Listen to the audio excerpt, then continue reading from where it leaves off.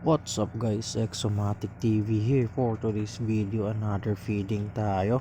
Ito yung papakain natin, Dobia roaches yung natin pakain natin sa kanila. Most of Dobia is mga male to kasi may mga pakpak. Itong walang pakpak is female. So ano pang hinintay natin? Let's go. Unahin natin tong ating Teletocalt albopelusus or curly hair.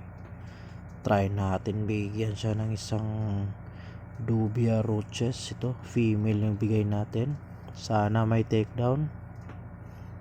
Ayan, kagatin mo na, sige na, kagat. Ayun, kinagat na. Bagong mold to, kaya napakaganda ng kitang kita yung mga hair nya. Ayan, na takedown nya. Nice, busog na busog tong ating mga Dobia. Pinakakain ko to kagabi. Ayun, sana lumaki ka. Next natin is itong ating Acanthus Korea geniculata. Grabe din to mag takedown. Bigyan natin ng male na Dobia. Ayun,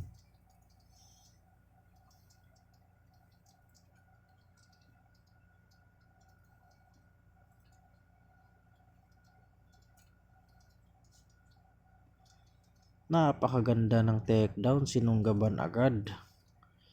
Ayan, grabe, nagtago agad sa hide nya. Nice, temporary enclosure lang to para sa kanila. Try natin to ilipat. Next natin is itong ating Gamostola pork crepes or known as Chaco Goldini.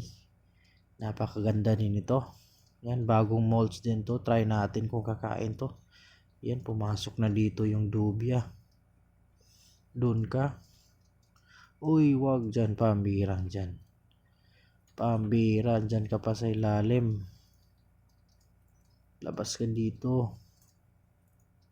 Yan, sana may takedown. Doon ka. Ayun.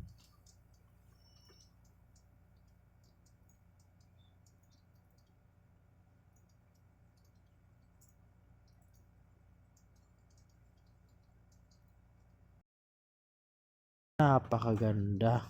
Yun. Nice takedown. Yan lang muna for today's video guys.